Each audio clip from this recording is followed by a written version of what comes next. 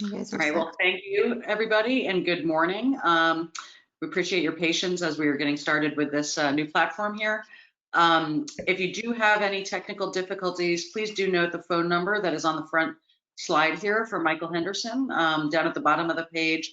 You may want to jot that down, and Michael is our technical support today, should we need that. But first of all, let me read this statement regarding our public meeting today. On November 19th, Governor Ralph Northam signed House Bill 5005, Virginia's revised biennial budget, which includes new language for meeting electronically. In light of the continuing state of emergency declared by Governor Northam, we are conducting this meeting in a remote setting, keeping safety top of mind and mitigating the impacts and spread of COVID-19. So Bridget, could you please do a roll call for the members on the call? Yes. Will the board members present please respond by saying aye when your name is called? Ms. Bulova?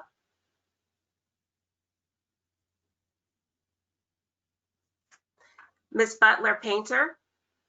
Aye. Mr. Cardwell? Ms. Dorsch? Aye. Mr. Facette? Aye. Mr. Hall? Mr. Moorman? Aye. Ms. Moses Ned? Aye. Mr. Nichols? Mr. Sadid? Aye. Mr. Spoor?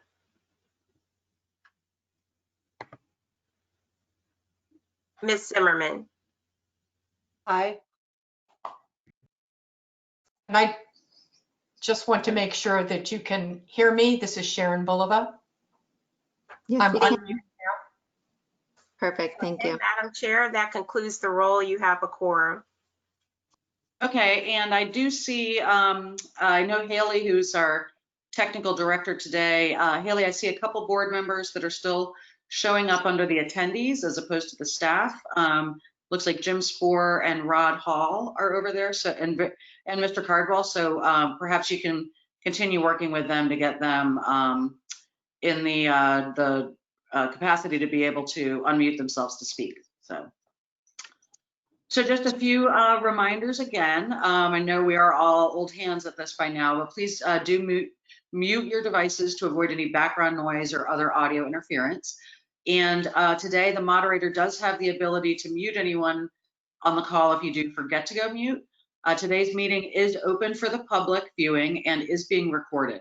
The recording will be available on the DRPT YouTube channel tomorrow, and the link will be posted to the DRPT website as soon as possible. Should you have any technical difficulties, please log off and try logging back into the meeting. If you still experience issues, please contact tech support, Michael Henderson. His phone number shown below, but it's 804-592-7985. There will be a designated public comment period following our closed session today. You can sign up ahead of time by emailing drptpr@drpt.virginia.gov. I believe that was also shared with the public notification for this meeting as well. You can share your feedback at that time or provide comments after the event using that email address. So with that, I would like to bring your attention to our agenda today. We have a number of things to bring you all up to speed on, and we'll be going through our update on all of the projects that we're working on in the Transforming Rail in Virginia initiative. We'll be talking a bit about the organizational structure for the Passenger Rail Authority, as well as the budget too. And very happy to have Rich Dalton with us today, who's going to give us a presentation about VPRA. We'll also be going over our draft personnel policy and some administrative items as well. So with that, I would like to ask for a motion. Oh, one more housekeeping item too is if when you are making a motion or a second, if you could please state your last name so that our Bridget, our assistant here, can make sure we get the right names down with that. So in your package, we included the minutes from the October meeting. And I would like to ask for a motion and a second on those minutes. I'll move to approve the meeting minutes from our last session. Great. Second, Sharon Bulova. Moses Ned was the motion. Yeah, great. So Bridget, will you do a vote? Yes. All right, I will call the roll. All those in favor, say aye. All those Aye. opposed, Aye. say nay. Ms. Bulova, Aye. Ms. Butler Painter, Aye. Mr. Cardwell, Ms. Dorsch, Aye. Mr. Facette, Aye. Mr. Hall, Aye. Mr. Mormon, Aye. Ms. Moses Ned, Aye. Mr. Nichols, Mr. Sadid, Aye. Mr. Spohr, and Ms. Zimmerman. Aye. Madam Chair, that concludes the roll. Great. Thank you. So just a few updates from me before we go into the rest of the meeting. At our December meeting of the Commonwealth Transportation Board, which was held last week, we did actually approve our 6-year plan for the fiscal year 21 to 26, and this was a plan that reflected the impacts of COVID on the statewide budget.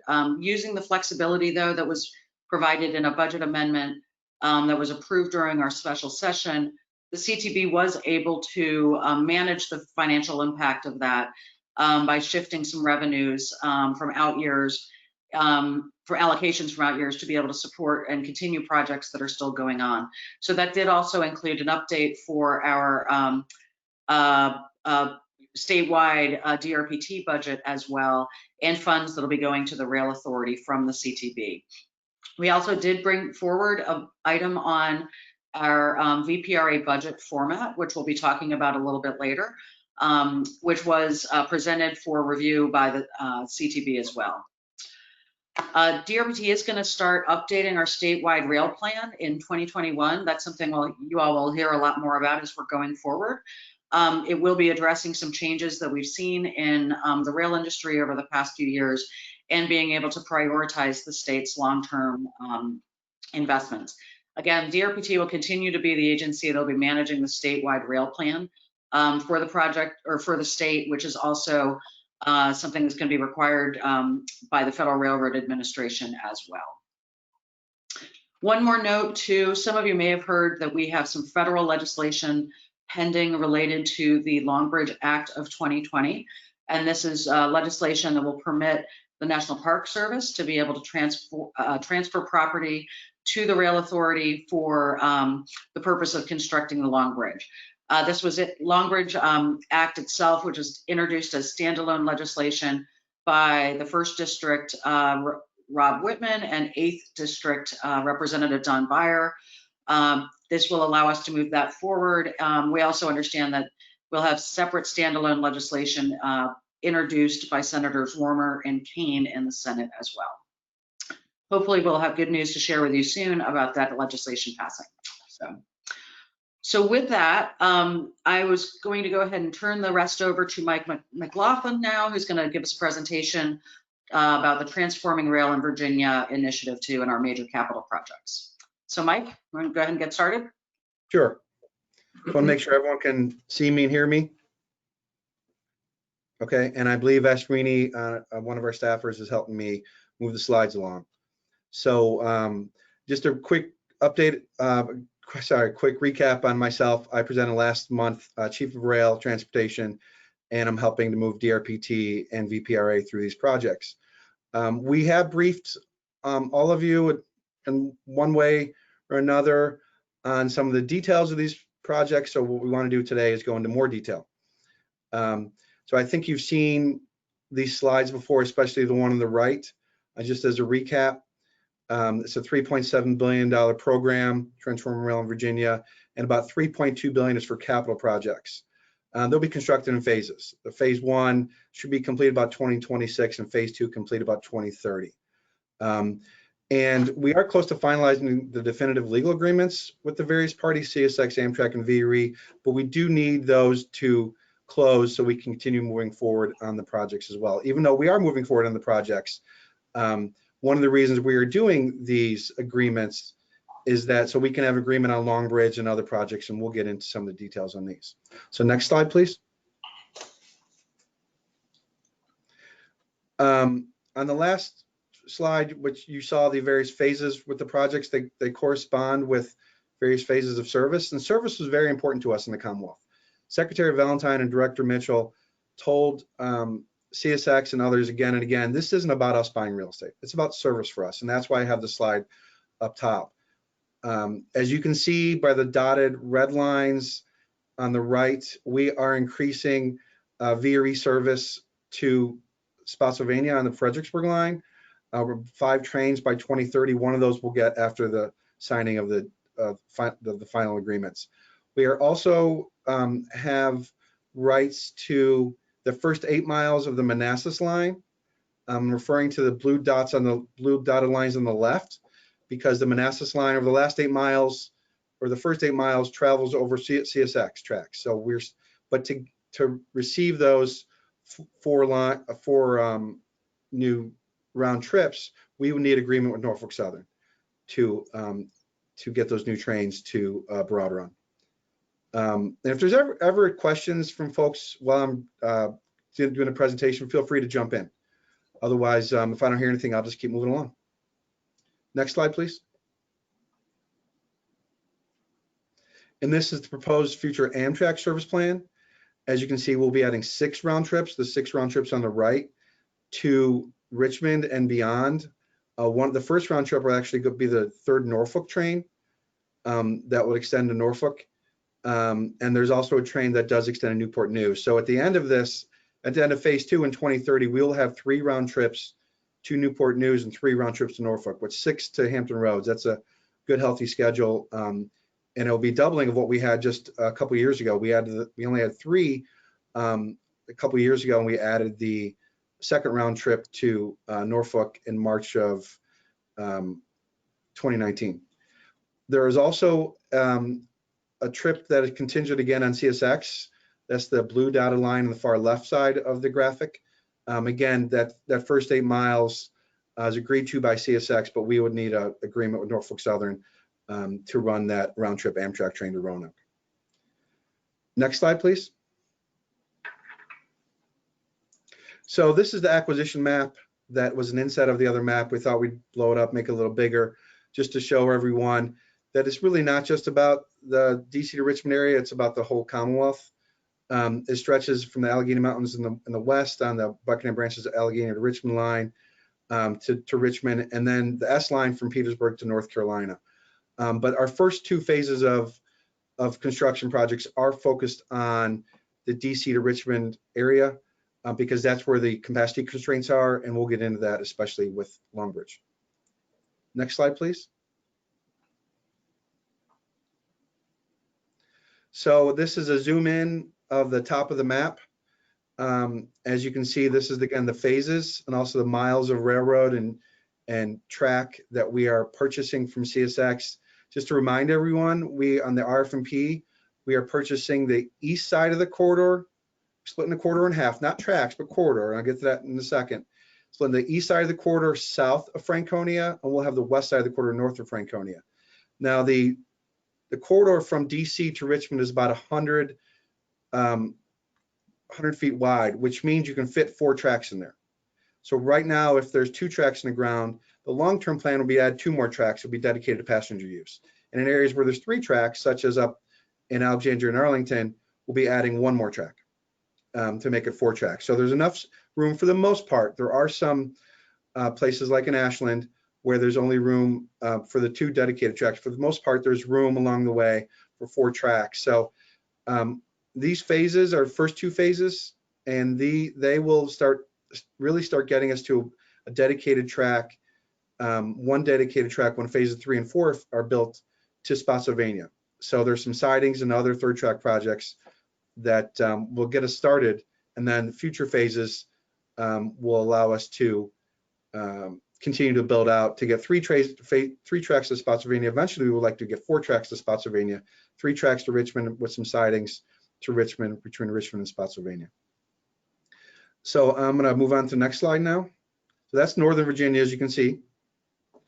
And this is Central Virginia, just to give you all an idea of the projects there. These are a lot more of the sidings. Northern Virginia was Long Bridge and 4-track. These are sidings that can be used as passing sidings, and also sidings that are, as you can see, making some contiguous third tracks for a decent amount of miles. The Woodford to Milford third track, that's in Caroline County. Crossroads is also the name of the VPRA facility where the VPRA trains come in. That's just south of Spotsylvania. Potomac Creek, as you can see near Leland, and Aquia Creek is north of Brook. Unless there's any questions, I'll move on to the next slide. This is the southern area for the RF&P. And there's one project here in Hanover County called the Hanover Third Track.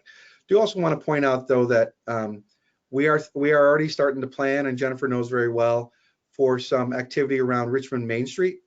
While it's not on the map here, it's not on the map because it wasn't part of the agreement with CSX, although we have been talking to them about expanding, and we have the rights to expand all of the trains to Richmond Main Street. That's very important to us. Some folks might know that only the Newport News trains come to Main Street, but we would like to get all of the Commonwealth state-supported trains.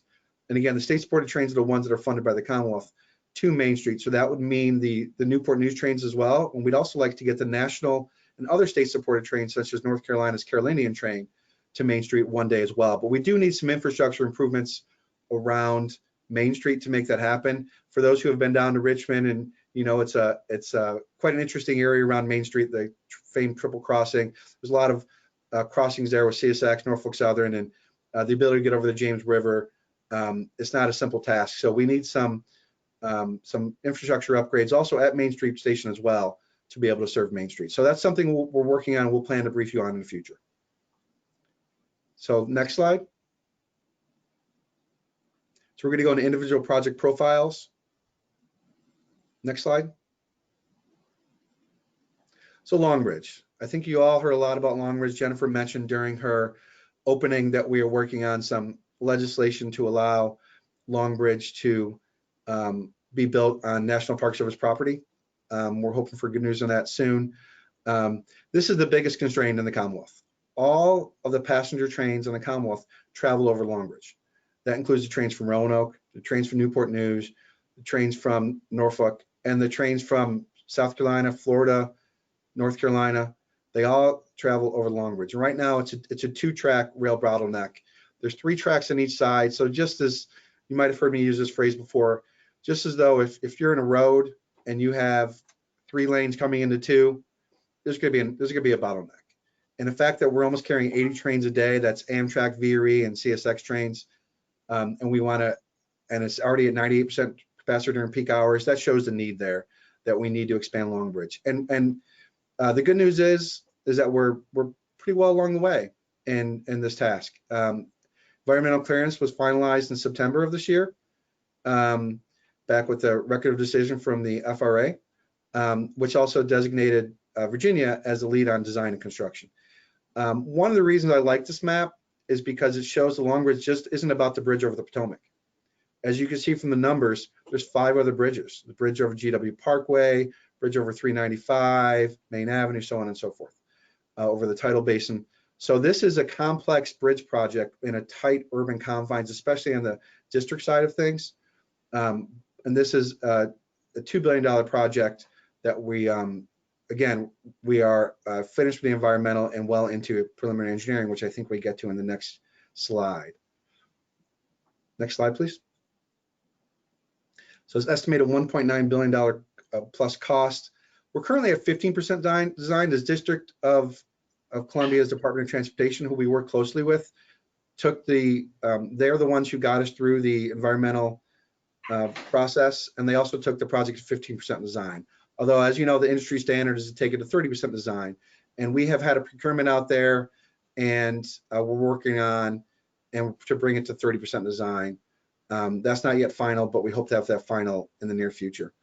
Another aspect I want to raise is that this is not just a railroad project, it's a transit project. Obviously, VPRA, you see Rich here on the screen, is also a transit entity. So we are eligible to apply for the FTA's core capacity program. It's the 5309. I know some of you are very familiar with 5309 Capital Investment Grant Program back in 2012. It was expanded to include something called core capacity, where you're adding infrastructure to expand the core of the system rather than just adding on the end of it. That was a new start, was adding on the end or building a new project. This is adding to the core, and what we're doing here, obviously in VPRA's territory, is adding very much to the core of its network. The Long Bridge and the associated track on the Virginia and DC side. So we're eligible for the FTA's core capacity program, which we'll be talking to you much more about in the future. I actually had experience with this in Chicago. I was proud to be one of the leaders of a team that got the first core capacity grant at the Chicago Transit Authority, so I have some experience with this. I know Jennifer's got a lot of experience with the FTA's 5309 program as well. So I think we're well placed. We've already had conversations with the FTA to go after this this grant. It could be up to $800 million or so. We can only apply for the VPRA's portion of this, but during rush hour, they're the vast majority of the traffic, as Rich knows. Amtrak's more of an all day long thing, but FTA looks at core capacity eligibility as during the peak hours and where your constraint is, and obviously our constraints at Long Bridge during the peak hours. As you can tell, I can go on and on that for hours, so I better move on. I'm happy to probably bring that as a topic to discuss in future board meetings. During preliminary engineering, we will determine the procurement method. Whenever we have an industry day or talk to folks in the contracting industry, they're always interested in, are we going to do design bid build? Are we going to do a design build? Are we going to do an alternative method? That is often determined during the preliminary engineering phase, and that's what we plan to do during the PE phase, is to determine our method of procurement. And as I already mentioned, we're working with District of Columbia and others. Amtrak is a huge partnership here. So is VPRA. Amtrak's contributing $944 million. VPRA is contributing funds as well, along with other funds from Northern Virginia to this project. So we'll be working with them as we have been. Both parties have been on the management teams for the DC DOT's environmental planning and preliminary engineering. We'll continue to work with them on this project. PE will take a couple years, and then we'll do final design and construction. But again, not sure if it'll be design build or design bid build. And we're hoping to have the project complete by 2030. Unless there's any questions, I'll pause here for a second if there are any questions. I guess I'm doing such a great job, I'll keep moving on. Hey, Jeremy. Oh, yeah, go ahead. Hey, Jeremy, this is Wick. Does the budget we're looking at, the 3.8, I assume that makes no assumptions about any FTA core capacity money? It does not. It does not. That 3.7 million we've put together based on the funding plan we have now. Since the core capacity money will take a few years, usually takes about 2 years to get through project development, another year from then on to determine if you're doing design build, if you may receive the grant. So it does not yet. However, if we do receive that funds, we've already been in conversation with Amtrak and VPRA and others. If we do receive those funds, we will work to reallocate funds along the 3.7 billion, or maybe even start on phase 3. One other note I want to make, due to some technical difficulties, it might appear that my name is Jeremy Latimer. I'm not. I had first logged in under Jennifer's. I never.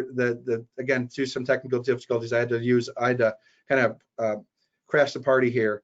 So if it says Jeremy Latimer under my picture, I'm Michael McLaughlin. Trust me, Jeremy Latimer is much smarter and better looking than I am. So you might see him later today. Thank you, Michael, and we'll compare it if we see him later. Oh, I have no doubt what the answer will be. Thanks. Next slide, please. So we're gonna have about 2 pages on each of these major projects. There are some other projects that are in 3.7 billion, but I'm just focusing on the major projects. I'm going from north to south to make it easy. This is the 4-track project. We call it from AF to RO. So if we ever get into railroad speak or engineering speak, AF to RO are the interlockings and control points. AF being Alexandria and RO being Roslyn.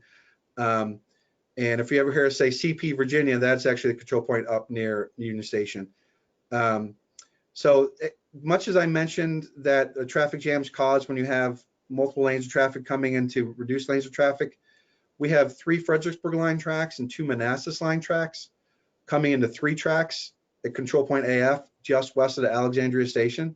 So obviously this is a huge bottleneck, and this would actually also be part of the core capacity project, because we see these 2 projects intertwining, because we're planning to build these in concert with each other, the Alexandria Arlington 4-track project with Longbridge, because we want to have 4 tracks through the whole corridor, 4 tracks through Alexandria, Arlington, across Longbridge, and also even after Longbridge ends, Rich, Dalton, and VPRA have a L'Enfant 4-track project that then carry to CP Virginia that I just mentioned, where I don't know if Bruno's on, but Bruno and Amtrak then take it up from CP Virginia. So we want a 8-mile 4-track corridor all the way from Alexandria to Union Station, or to just South Union Station, which makes sense because again, that's where the Manassas line and Fredericksburg line tracks come in. So this also do want to mention that there are some other projects going on in this territory at Crystal City and Alexandria that are led again by VPRA, and we're working very closely. I don't think a week goes by that Jennifer and I don't talk to Rich, and that our engineers probably each day they probably talk. So we're coordinating that very closely, because obviously it'll make a lot of sense to do construction at the same time rather than have to do surgery 2 different times on the Alexandria station and the Crystal City station. We did receive a $45 million fast lane grant from the US DOT back in 2016 for this project, which we have met the statutory deadlines for. And I'll get into that a little bit more in a second.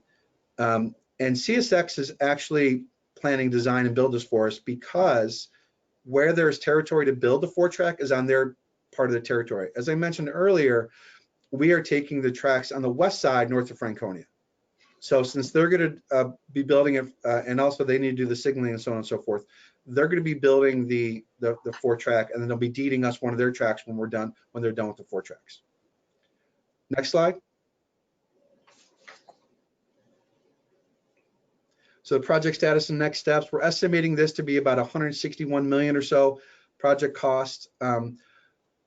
The DCRVA covered this and other projects down all the way to Richmond with the environmental clearance. So this was also cleared back in September of 2019.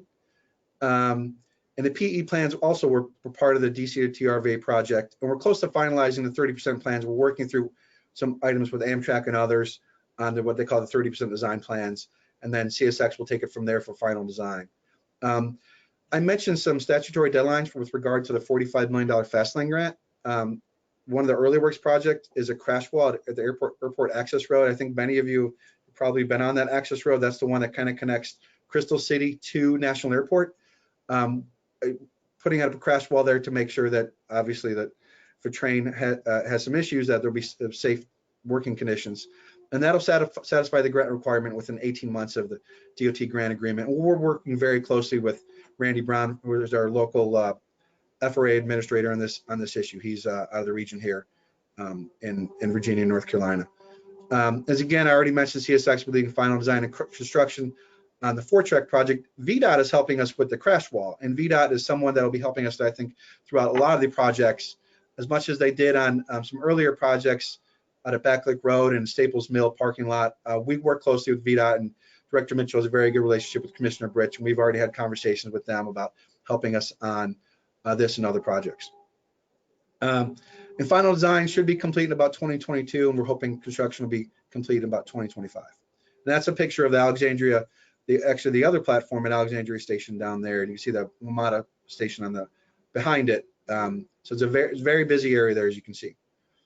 Next slide, please. Mike, I have a quick question. This is Maria Zimmerman.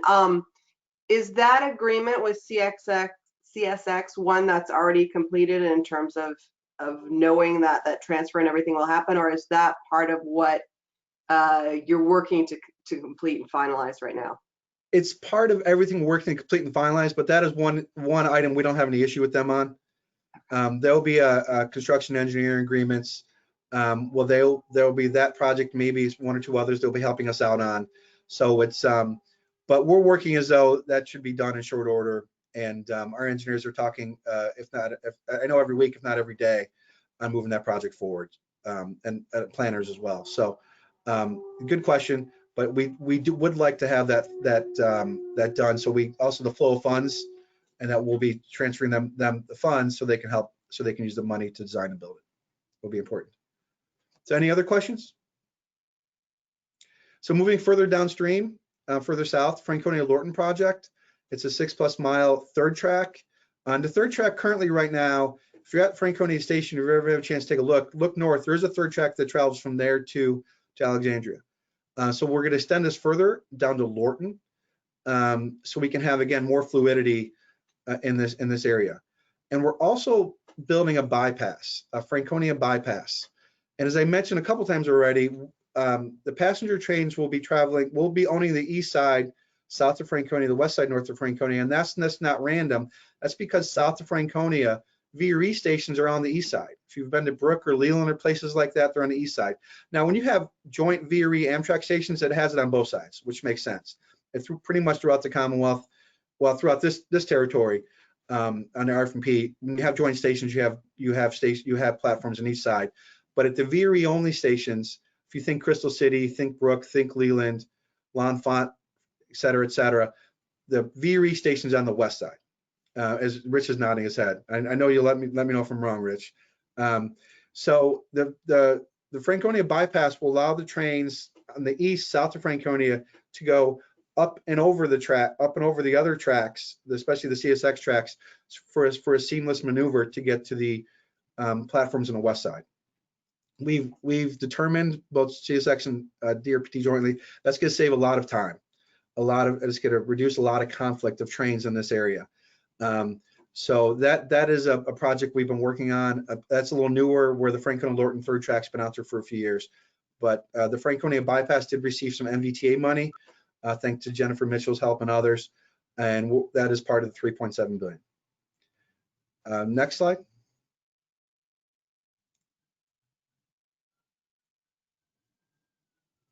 Next slide, please. Happy to talk through, I think, what the next slide says. It talks about, there we go. So thank you. So the third track and bypass, there are two projects kind of in the same area. As you can see, the cost for the third track is about 162 million. Preliminary engineering is complete. Again, we've done that before at DCRVA. An environmental clearance is almost done. We're looking for a categorical exclusion for both projects, for both the Franconia Lorton and the bypass. And for those familiar with categorical exclusions, we call it a CE. That is one we're very close to receiving from work with the FHWA and others to receive that CE. On third track, final design will begin hopefully in 2021 with construction beginning in 2023 and complete in 25. The bypass design will begin in 21, also with construction starting in 23, but complete a little later since it is a larger project in 2026. That is an artist rendering and preliminary rendering on the right side of the bypass. So next slide.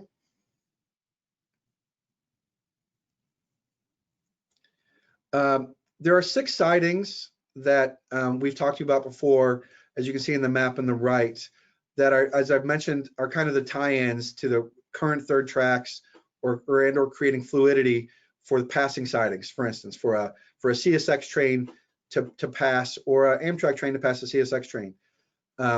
They're generally 3 to 4 miles in length, and they're throughout the Commonwealth. I mentioned some of them before. And A, B, and C, the only rhyme or reason for A, B, and C, those are in phase 1, and D, E, and F are in phase 2. So the Potomac Creek, as you can see, I'm not gonna read all the words off the slide, near Leland, Woodford as in Caroline County, and Hanover and Ashland. And then slidings D, E, and F will continue in phase 2. Phase 3 and phase 4 would be a lot more sidings that again will tie in that third track all the way to Spotsylvania, which is the end of the VPRA territory. As I already mentioned in the last slide, 4 of the sidings, when combined with other tracks, will be the start of the dedicated third track. Any questions here? And these slidings were verified by DRPT as useful, not for just CSX tracks, but for passenger trains as well, because we want fluidity. We've actually had some negotiations with CSX, removed some a little bit here and there to have fluidity both for freight and passenger trains. Next slide, please. And the estimated cost combined of these are 472 million, even though they're all their own individual projects. They're all environmentally cleared by DCRVA. Again, as DCRVA, for those who might not be familiar, was a dedicated third track all the way to Richmond. So the beauty of these sidings is that they're already environmentally cleared. And I already mentioned the next few bullets, A, B, and C will be phase 1, and D, E, and F will be phase 2. And we'll hope to finish up the sidings by 2025 for phase 1 and by 2030 for phase 2. Next slide. Before I go into future phases, I do want to mention there in the 3.7 billion, there are some other projects. We just focus on the major projects that we're helping to fund, such as L'Enfant Station and Ford Track. But that is being overseen by VPRA. There's some other projects in Fairfax County, Route 1 and Newington Bridges, which we actually just received a $15 million grant. Newington will be done as part of the third track. That are also projects, but again, we're just focusing on the major projects here. Future phases I've already talked about a lot today. I often tend to get ahead of myself because I'm so excited about these projects. And again, eventually we'll our end goal is to have a 4-track corridor all the way from Washington to Spotsylvania, if not all the way to Richmond, with 2 of those tracks dedicated to passenger rail. And again, the end goal, when you have 2 dedicated tracks, you can have what a lot of other major cities and Chicago and Philly and New York have, which is some skip stop service, which we think would be very important. Right now, you have a decent commute time from Fredericksburg and Spotsylvania to DC, but if we can build out a 4-track to Spotsylvania, we could hopefully reduce that trip time if we can have some dedicated track to really our own passing track to get around our own trains, our own passenger trains, to speed up that service to and from Washington, DC. Additional projects, I already mentioned the Main Street project in Richmond that we are actively planning for, working with the Secretary's office and Director Mitchell and others on, and CSX on. The Commonwealth Corridor is a phrase you might hear, and we can come back and talk to you about this. DRPT will be doing a planning study. What that is something that's been espoused by various people in the Commonwealth to have passenger service all the way from Hampton Roads to the western part of the state, especially Virginia Tech and where the universities are out there.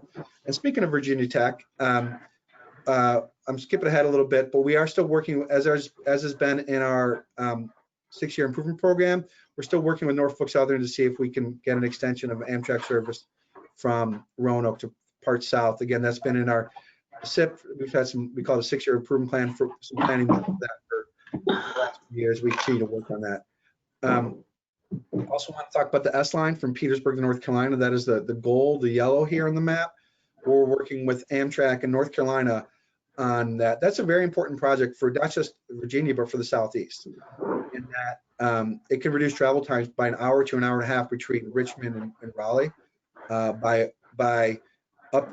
actually building track. What we're buying is the abandoned track in Virginia, south of Ridgeway. There's actually active track that North Carolina is actively negotiating with CSX and received a large $40+ million grant from the federal government for. So we're working closely with North Carolina and Amtrak on planning for the S line in the future. But we would have to build that track up. And actually, there's some spots along the right of way that that CSX didn't own, so therefore we won't own. But we will be receiving most of that from CSX. I look forward to working with North Carolina and Amtrak to develop the S line. Next slide, please. I think that's it. Happy to answer any questions.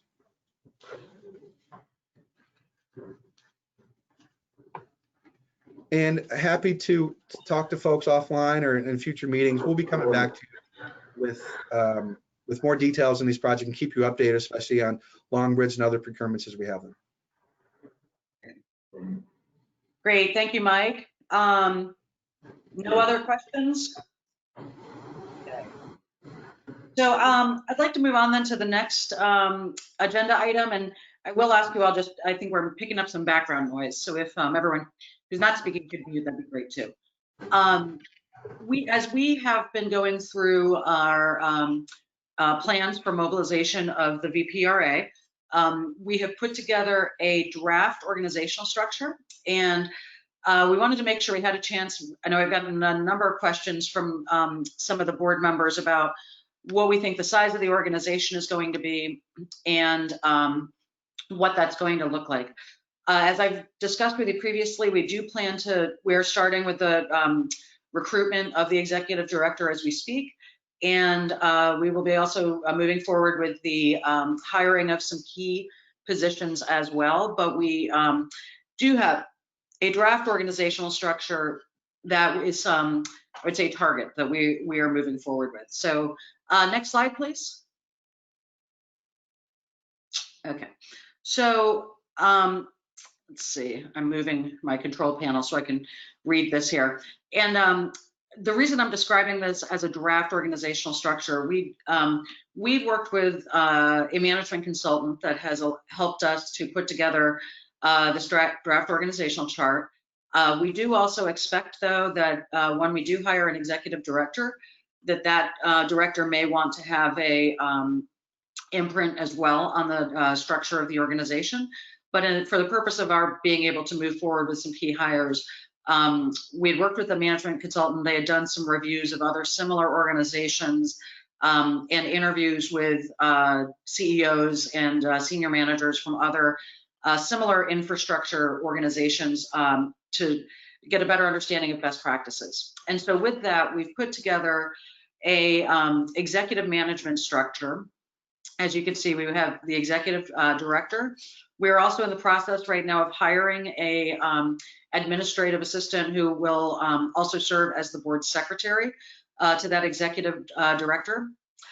Underneath that, we would have 5 executive level positions, including a chief operating officer, chief financial officer, chief of executive external affairs, a chief administrative officer, and a chief of legal services. And that chief of legal services is actually will be a employee of the Attorney General's office, but someone that we would envision reporting on a daily basis to the executive director of the organization as well. And I'll break down now some of the functions that we expect to have under each of these major, these executive positions. So under the, what we're referring to as the chief operating officer, we would have a director of planning and programming who would oversee the funding and programming of our projects, a director of construction and engineering, and a director of rail contracting and management who would actually oversee and manage our longer term agreements with VPRA and Amtrak or others. And then under a chief financial officer, we would also have, let's see, we would have the budget and financial functions under that, a director of accounting and reporting, and a director of treasury and cash management. Under our chief of external affairs, what we would envision is we would have both external community affairs under that person, as well as marketing and media relations and government affairs too. Under a chief administrative officer, as you can see there, we'd have a director of procurement, a director of IT, and human resources director under that. And then under the chief of legal services, we would have professionals that would assist and support on construction and contracting and also real estate contracting as well. So with that, these are, again, intended to be illustrative. We are, as we move forward with the executive director recruitment, we may end up shifting some of these responsibilities slightly, but this is our roadmap that we are moving forward with now. As I've described to you previously, the 3 other positions that we're going to begin recruitment on right away would also be the chief financial officer, so that we can start building out the financial and administrative infrastructure of the organization, a director of procurement, and a director of human resources. And so with that, I guess I'd like to stop there and just see if you have any questions or comments at this point.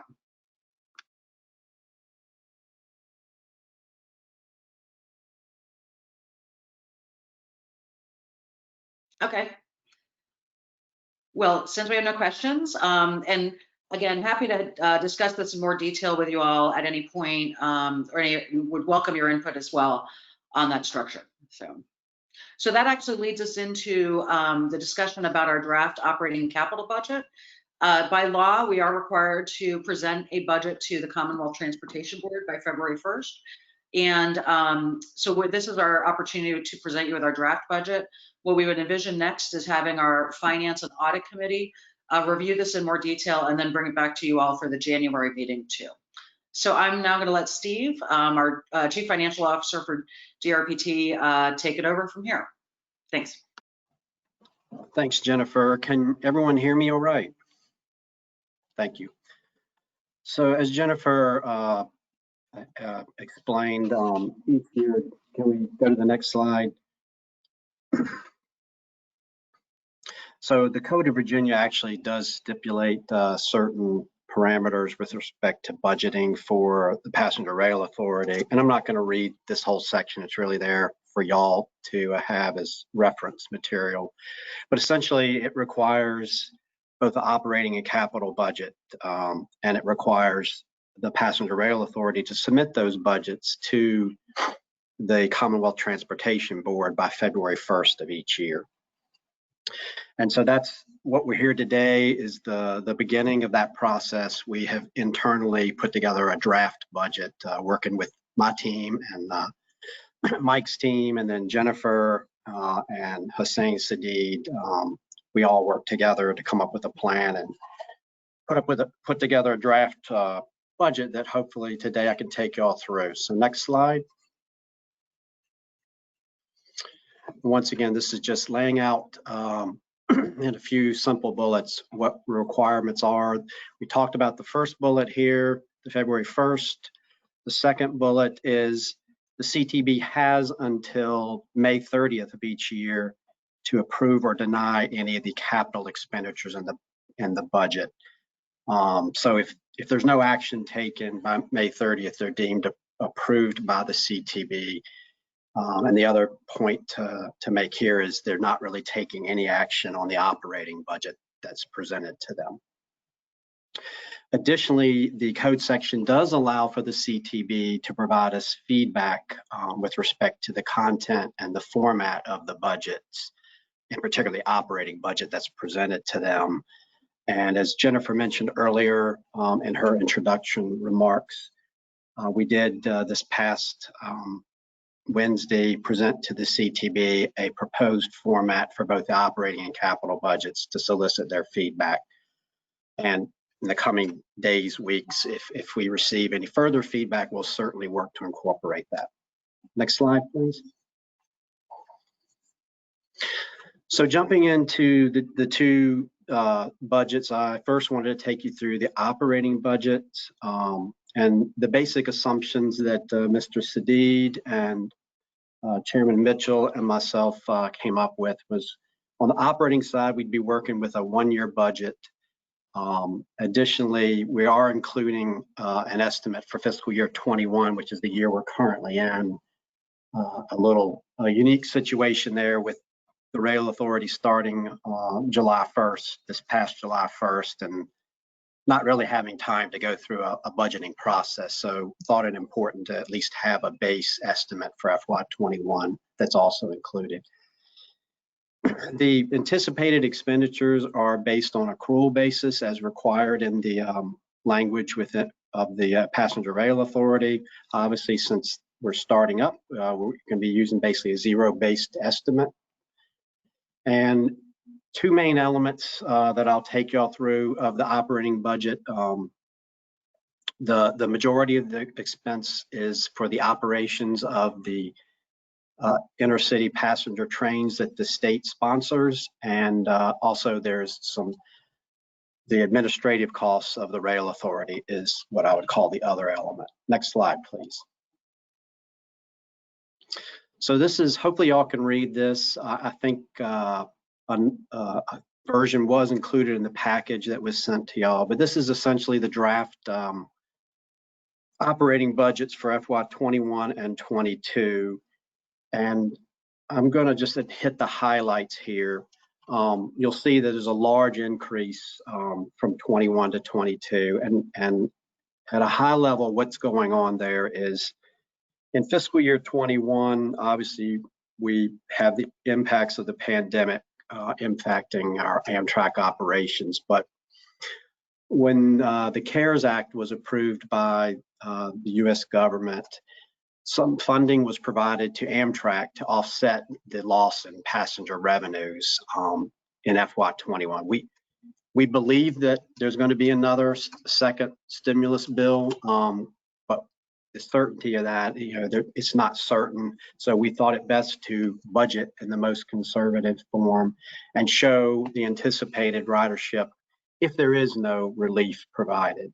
So with ridership hopefully recovering some in 22, but still significantly depressed from where we were pre-COVID-19. So that's what if you look down the various different services as we've laid out here, Newport News, Norfolk, Richmond, you see significant jumps in those costs from year over year. Next slide, please. And as mentioned, the state-supported service, and I think y'all have seen this slide several times now. It basically details the 6 different trains we're operating today, and that basically the way it works is we pay the total subsidy required to get those trains back to break even with respect to our contract with Amtrak. Next slide, please. So with respect to the passenger rail administration budget, we basically utilized the current DRPT general ledger, and I went through a process of, well, DRPT has a very robust set of required ledger accounts. And so I went through a process to somewhat consolidate those to make it a more manageable list. That's what you see here on the right of the screen. And by no means would I anticipate this to be a final set of general ledger accounts. I think it's just a tentative set for this inaugural year. And then as financial system is procured and put into place, I'm sure there'll be many changes and deviations from this. But for this initial year, this is the level of detail we started the administrative budget at, and then we rolled it up by the categories, as you see in the brown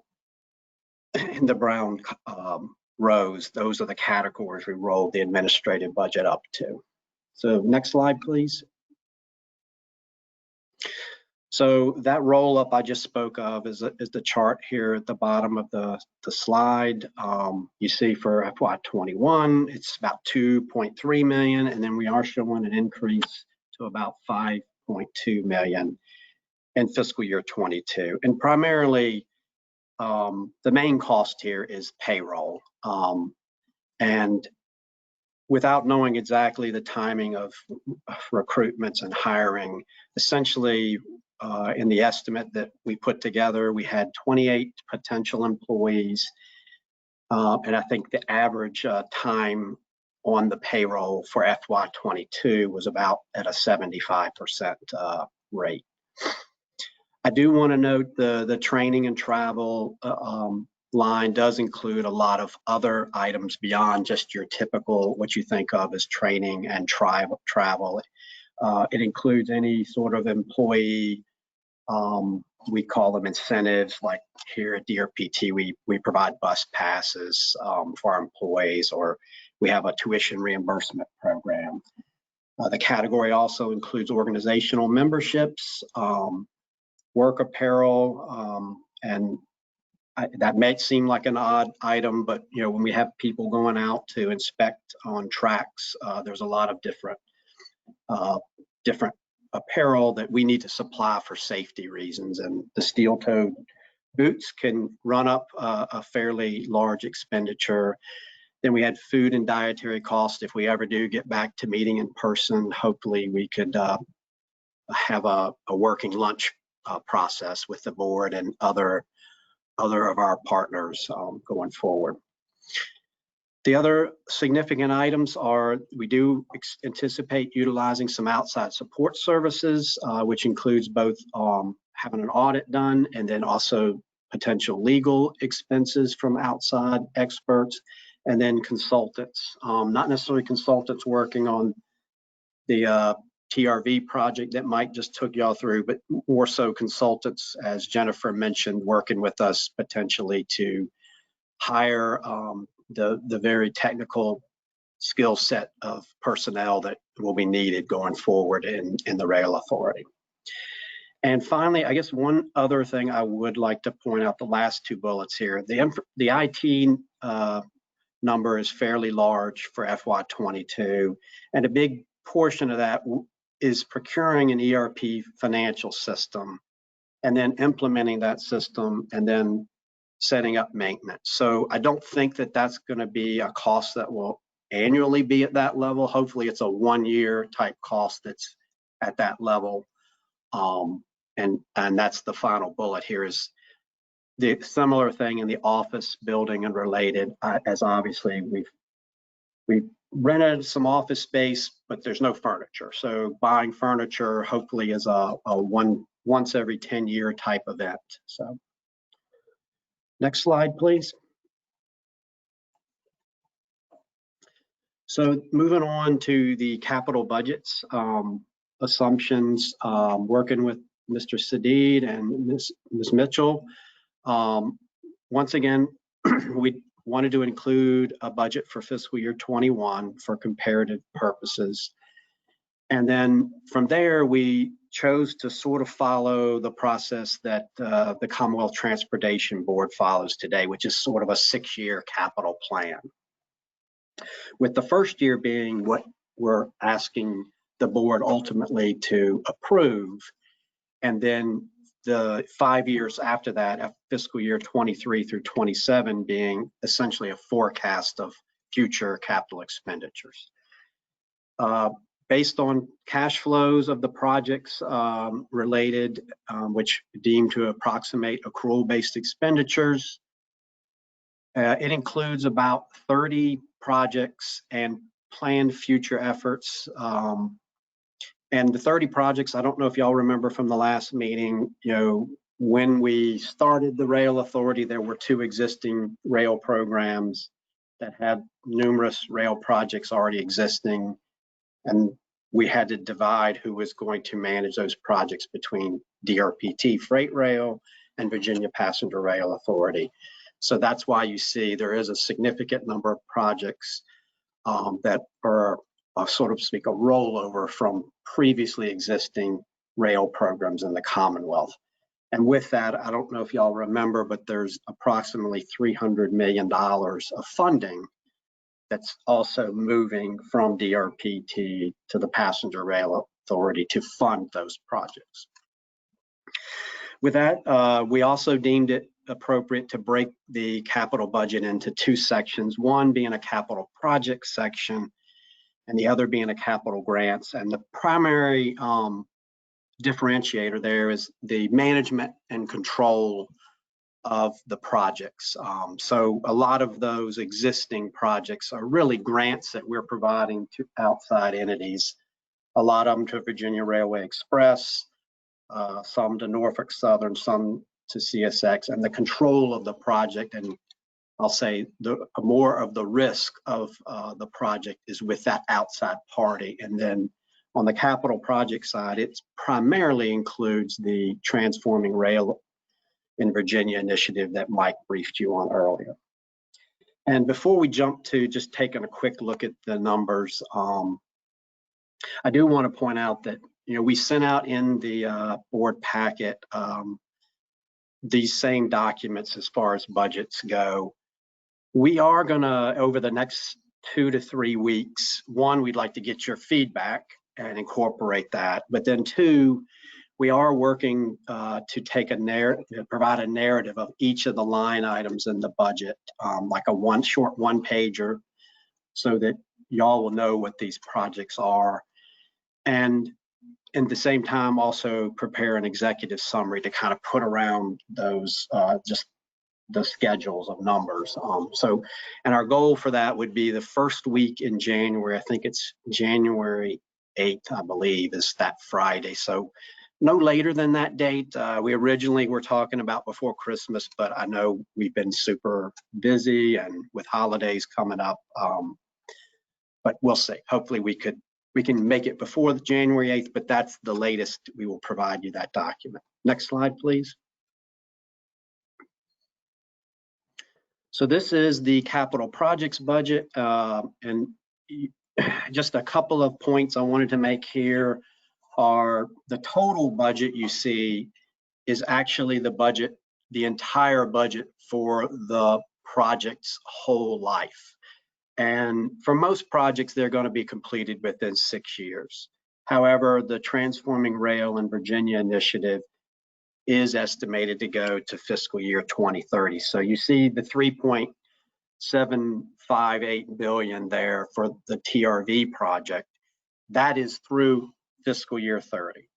And so the 6-year total is 3.4 billion of that project. And Mike did a great job explaining all the different elements earlier in his presentation. The other project here is a purchase of a small piece of property down in the Norfolk area that could provide some assistance to us with our Amtrak operations down there. Next slide. And the final slide, I know this is a lot of numbers and a lot of lines, so it might be hard to read. But anyway, this is the capital grants section of the budget. It does total and in this case, the total project budget, once again, they are actually contained within the FY27 window. There aren't any projects here that extend past that window. But you'll notice the total project budget here is different than the FY21 to 27 total. And what's the difference here is we're including in the total project budget here, we're including the funding being provided by our outside partners that are administering these projects. So example, you see, I'm just going to pick one, Newport News station platform, $43.9 million. It's about midway. And the Passenger Rail Authority is going to provide $20.5 million of that 43, with the other 22 million plus being provided by the City of Newport News and other sources. And with that, I don't have, like I said, once again here, I would encourage you to wait till you get that document that I'm talking about that's going to take each one of these and provide a good one-page narrative with some graphics and various numerical data to better explain what these projects are and how they may tie together. And with that, the next slide, I just want to take 1 minute and run through the process as we move forward with this budget. So as I just mentioned, by late December, early January, get you the completed board budget document. Mid-January, make any changes, updates to the budgets that we receive from you, or I know later today we're talking about getting an audit and budget committee set up, and I would really like for that committee to provide the feedback on this budget, especially being the first year. And then I know there hadn't been a date set, but I think we anticipate a late January meeting of this board where we would ask for authorization to take these budgets and transmit them to the Commonwealth Transportation Board on or before February 1st. And then in February, we would go to the Commonwealth Transportation Board and give them a presentation on the Passenger Rail Authority budgets. And then from February until the end of May, incorporate any changes, feedback received. And then in early June, I would anticipate this board actually approving the budget that comes out of that process for the FY22 timeframe. And with that, I'll be glad to entertain any questions.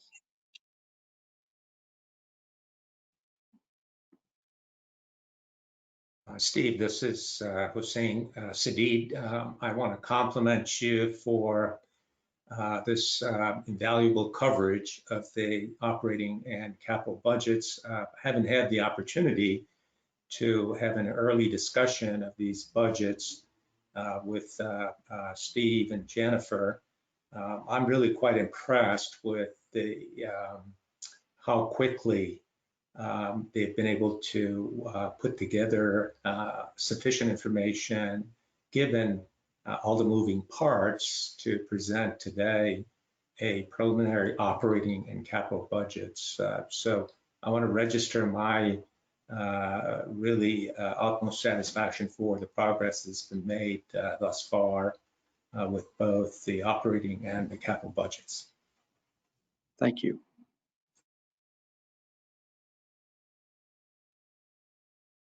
And really, I feel I need to give credit where credit is due. Steve, and he has a number of members of the finance team that have been working with him, Jamie Motley and others, as well as Mike and the entire rail team have been working very hard to pull all this information together over the past several weeks. So I certainly appreciate all the work that they've put into it.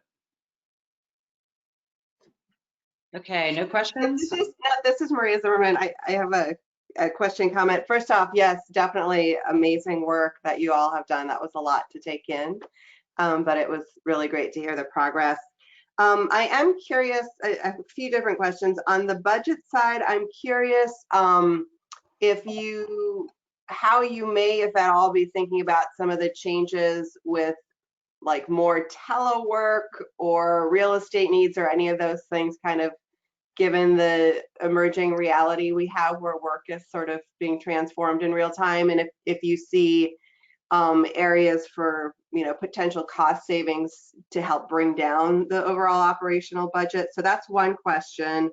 Another question I have kind of goes back to the staffing piece, but I am also interested, I raised this before, but really how do we think about ensuring we're including some of the staffing needs that may be outside of the rail, so to speak. So really thinking about, to me, it's more than like the external affairs person, and I'm not sure if it's part of their team or part of the planning team or part of what's happening with DRPT staff or others, but just the continuous need for innovation in the field, whether that's in how we're setting fare policies, using IT, using all of that. So there's an innovation piece. There's really thinking about multimodalism at the stations. So this is a huge investment that the Commonwealth is making into communities, and how are we proactively assuring that local communities are really thinking about all of the things they need to do to help us get that return on the investment, and that we're being a good partner with them on that. And then I was also thinking with the project sheets, Steve, that you mentioned creating, I think it could be helpful not just to have the details on kind of the costs and when things are going to be coming out, but having some narrative early and often that we just kind of bake in about, well, what are we getting for this investment? So what is the potential time savings, or what are, the increased frequency that Mike was talking about? What are the greenhouse gas reductions that are going to be coming from this? And I think if we could just kind of, from the beginning, operationalize that we're not just communicating, this is a lot of money that's going out the door, but what are we getting for this? Especially, I think, part of recovering from COVID, we have a really important case to be making about the value of increasing or continuing to invest in rail and why that is so beneficial for the Commonwealth. So sorry, those are three different thoughts and categories, but there was a lot of info that you just shared with us. Yeah, I'll jump in and then I'm going to hand it off to Jennifer. But I think on your last point, we are, and trust me, the point of those one-pagers is to provide the narrative of what the project is. But Maria, you've made a great point. And we may have had some of this in there, but now I think based on your comment, we can make a point of emphasis around, I agree, the benefits of each of the projects. Really, why are we doing the project? So that's a great point. We'll make sure to include that. On the, as far as the telework goes, I do think, and you know, the space right next door to DRPT became available. It's not a large space. I think, you know, and maybe I'm wrong, but I think it could accommodate maybe 10 people in that area. And I think, you know, Jennifer and myself, Mike, when we were thinking about it, we just, you know, we don't really know exactly as these presentations are on the size of the organization. You know, we're guessing right now, and really an executive director is going to, as Jennifer said a couple of times today, they're really going to shape it. So to your point though about cost savings, I think we viewed this space as it was nice because it was right next door. We could potentially share workspace with DRPT as far as conference rooms, etc. But we also thought down the road, you know, when we were thinking about this prior to the pandemic going on for 10 months, that, you know, 2-3 years later, it might be a situation where the rail authority outgrew that space. But now, 10 months into our current situation, maybe it's the perfect size because we are doing, as you're alluding to, Maria, more telework and remote work. And I think we also have an office in the Northern Virginia area, in Alexandria, you know, right there at the Amtrak station there. And I think we had planned prior to the rail authority even coming to existence, we had always planned when we were doing the Atlantic Gateway project, which is now a portion, that Alexandria 4th track, it's a portion of the big TRV project. We had always planned on having a robust staff of folks in that office. So I would say there's probably room there for another 10 people, which currently DRPT is paying for that lease cost. And once again, as everyone's doing now, we're all reassessing the need for office space. Anyway, I will say personally, I look forward to the day that we can all get back together. I do think there's a value to all of that. But and then on your third question, really your second question, I thought it was more organizational, and that's where I was going to hand it off to Jennifer to share her wisdom. Yeah, Maria, first of all, on the points about providing more information about outputs and outcomes of these projects is very, very well taken. And I think we'll make sure to incorporate that, because you're right, there's, we want to communicate more about these than just the fact that it's rail and ties and a lot of money going out the door, but certainly that there are benefits to all of these projects. On the external affairs, as I mentioned, we had we've envisioned a chief position with a couple people reporting under them. However, what we would also expect is that our project teams would also have community outreach folks, and some of that may be provided through consultant support, but also through dedicated staff. On the issue of, what Steve mentioned regarding the office space, and operational costs, we have envisioned that for a while we would be co-located with DRPT and sharing space together. The space we acquired that opened up on our floor provided us with a really good opportunity to have some starter office space, if you would. And it could offer the opportunity as well, recognizing that DRPT staff is now actually going to be smaller and DRPT may need less space. It may open up an opportunity to reconfigure the floor to expand VPRA into space that DRPT would no longer need. But we figured that was a decision that could be handled as the organization grows down the road. So, but it was a good opportunity for us to be able to do that, because we do see that there's going to have to be just a continued very close relationship there. So I did also want to just touch base on the question you mentioned about the assets and how we're leveraging them. Certainly some of the station areas that are being acquired, Really, the two that we will be acquiring from CSX include the Ettrick station in Petersburg and Quantico as well. Quantico is obviously in a bit more of a dense environment. The Ettrick station is actually very close to Virginia Union University, and offers really some good opportunities for potential TOD in the future. I know it's something that Chesterfield County is also very interested in as well. So those are two areas at least that we certainly would see some opportunity longer term in the future to potentially be able to develop and leverage some of those assets. Really, VRE owns would own the majority of the other station areas, at least in Northern Virginia. So anyway, so it is something that, you know, we would like to see some opportunities down the road to be able to monetize some of the assets that the state's acquiring and the VPRA is acquiring in order to, and also integrate them better into the community. So, okay. Question? Yes.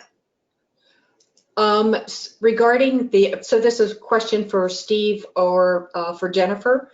So regarding the operating budget, first of all, good job of, you know, of putting everything together so well and so quickly.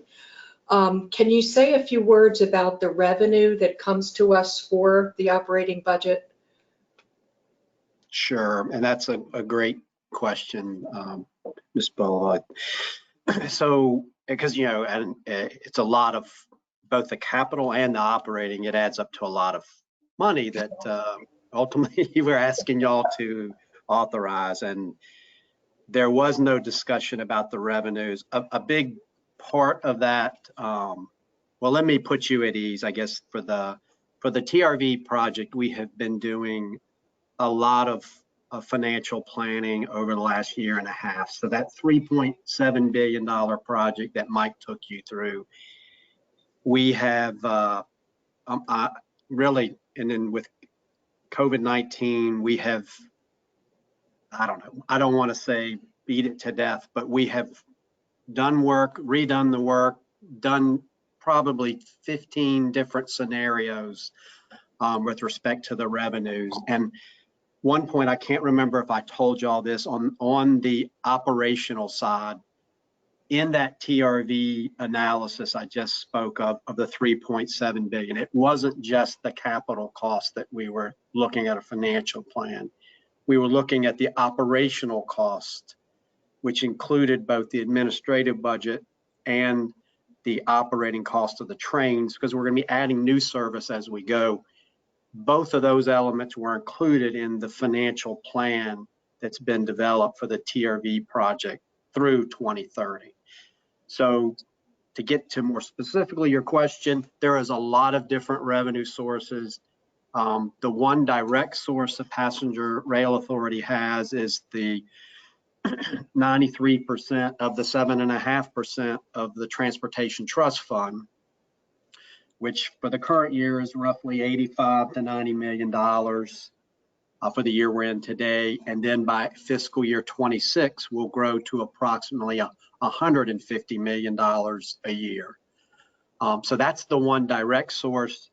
And at a future date, maybe it's that January meeting, you know, we want to take y'all through that financial plan to give you that comfort I think you're seeking, Ms. Bulova. Right now, we're still in the middle of negotiation with CSX, and as Mr. McLaughlin mentioned a little while ago, we're working with Norfolk Southern, and so some elements of the funding are still in a state of possible change.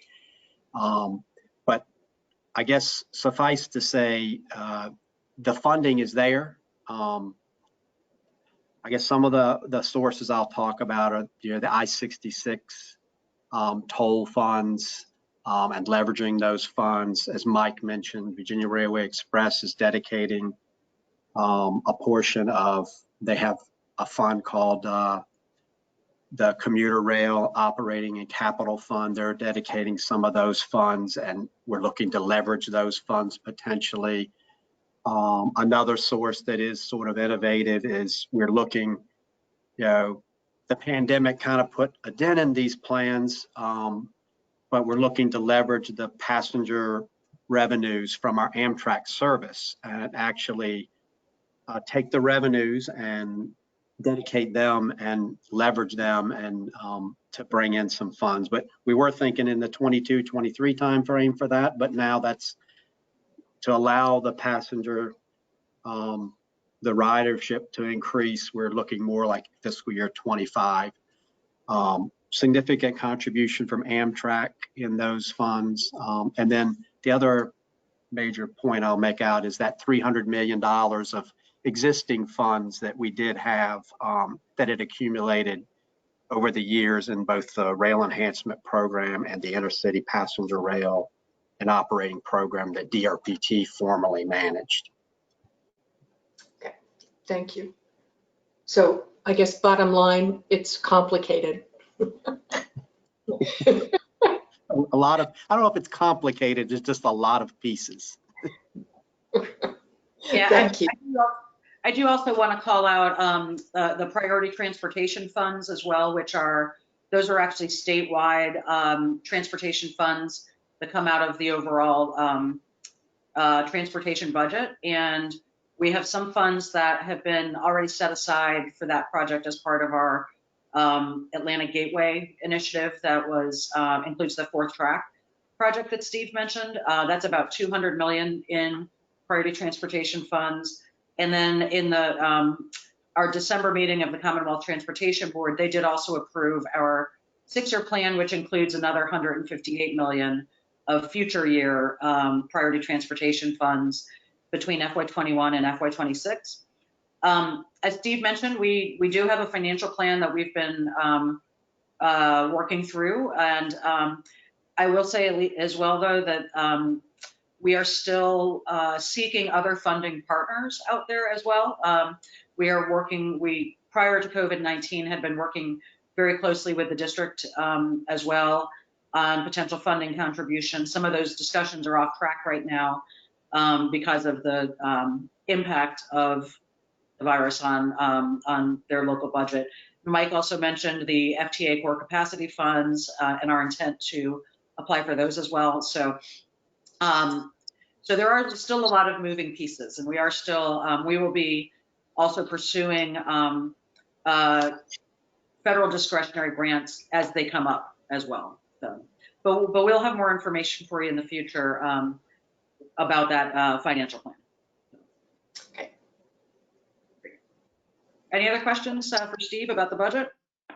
So Jennifer, just before we moved on, I wanted to just compliment Maria on the sweater. I had noticed that earlier. The Amtrak Christmas sweater, I love it. Got it at the Amtrak merchandise online store. Great. All right, thank you, Steve. And very pleased to have Rich Dalton with us today. We asked Rich to give you all an update on VRE because VRE is one of our closest partners that we work with and on a day-to-day basis, and looking forward to hearing from him. Rich, I'll let you take it from here. Well, good morning. Thank you, Madam Chair. Sound check, still good? Haven't had one in a couple hours here. So again, good morning. Thanks, everybody. What I thought I'd do here is first start off with just giving simply a brief history of VRE and describe VRE's organizational structure. And of course, this will be a very brief trip down memory lane for Sharon. But again, I'll keep it brief. And then I'm going to talk about VRE's role in corridor improvements over the years. A lot of discussion previously is about where we're headed moving forward, which is important, but just give everybody an example of what VRE has participated in the past. And then finally, I thought I'd just touch on the present status of VRE as it relates to the current environment that we're in. So with that, next slide. So for a discussion about VRE history, I always find it important to start back in a time where commuter rail essentially ceased to exist in Northern Virginia.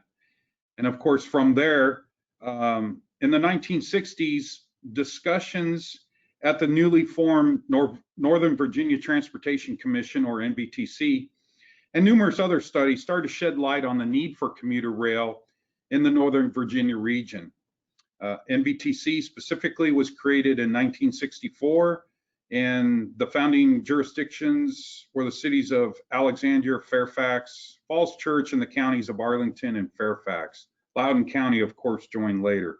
NVTC in part was created to represent the interests of the Commonwealth during the establishment of the Washington Metropolitan Area Transit Association, or WMATA. Next slide. So then around 1984, and after the final phase of a series of feasibility studies that were conducted by R.L. Banks and Associates for the Metropolitan Washington Council of Governments was concluded, VRE, the planning for VRE really begun in earnest. NVTC, of course, took the lead, and after jurisdictions outside of NVTC could not reach agreement on how to support VRE by joining NVTC, in 1986, the Potomac-Rappahannock Transportation Commissions was formed. The founding jurisdictions of PRTC were Prince William County, Stafford County, the city of Manassas, and then the city of Fredericksburg and the city of Manassas Park later joined. And then finally, on around 2009, Spotsylvania County joined. In 1989, NVTC and PRTC executed a master agreement with the jurisdictions participating in the VRE project. So that basically essentially established the two parent commissions of VRE, and VRE remains a joint project of the two commissions with no independent legal authority. The commissions, both NVTC and PRTC, select representatives to the VRE Operations Board and one member from the Commonwealth of Virginia, which is actually or technically the chair of the Commonwealth Transportation Board or her designee. So that makes up the Operations Board. The commissions have delegated certain functions to the Operations Board, such as spending authority and some contractual authorizations. Next slide. So then after executing the master agreement, work continued in earnest. Operating access and storage agreements were put into place. Rolling stock procurements, both locomotives and passenger rail cars, were executed, and equipment was subsequently delivered, all leading up to the start of VRE service. Next slide. So 1992, VRE service began. First on a Manassas line on June 22nd, 1992, and then followed by the Fredericksburg line in July of 1992. Next slide. So let's talk a little bit now about corridor infrastructure improvements. Since before the start of service in 1992, VRE has been engaged in operating and planning the expansion of service in partnership with our contributing jurisdictions, our host railroads, CSX, Norfolk Southern, Amtrak, and the Commonwealth. So in the next couple of slides, I just thought I would present examples of the multiple projects that have been completed over the past 28 years. For example, from the onset, it was determined, and I'll focus you on the picture to the right here in the slide.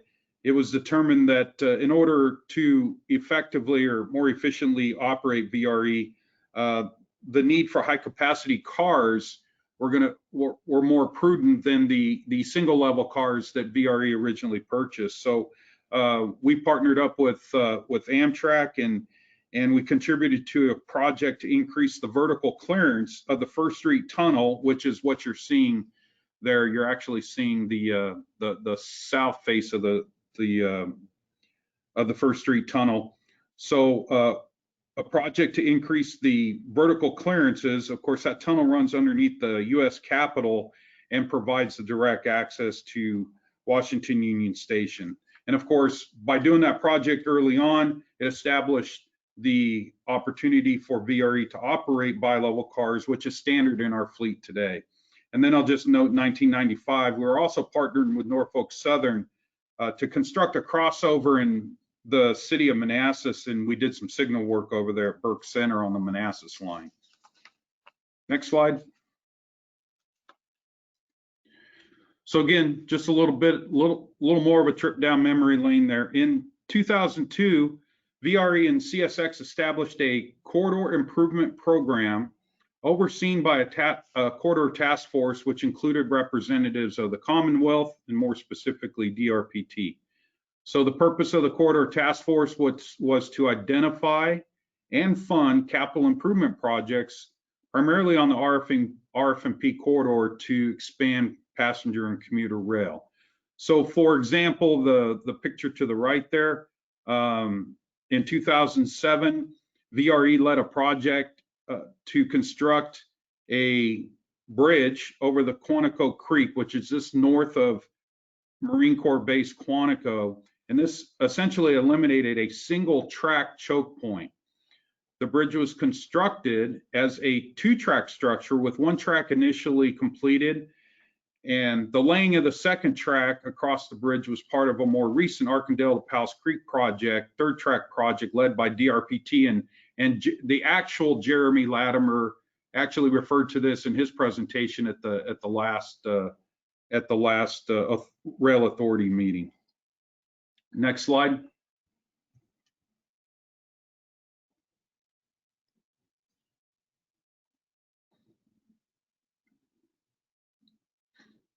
So we'll talk a little bit about station expansions here as well.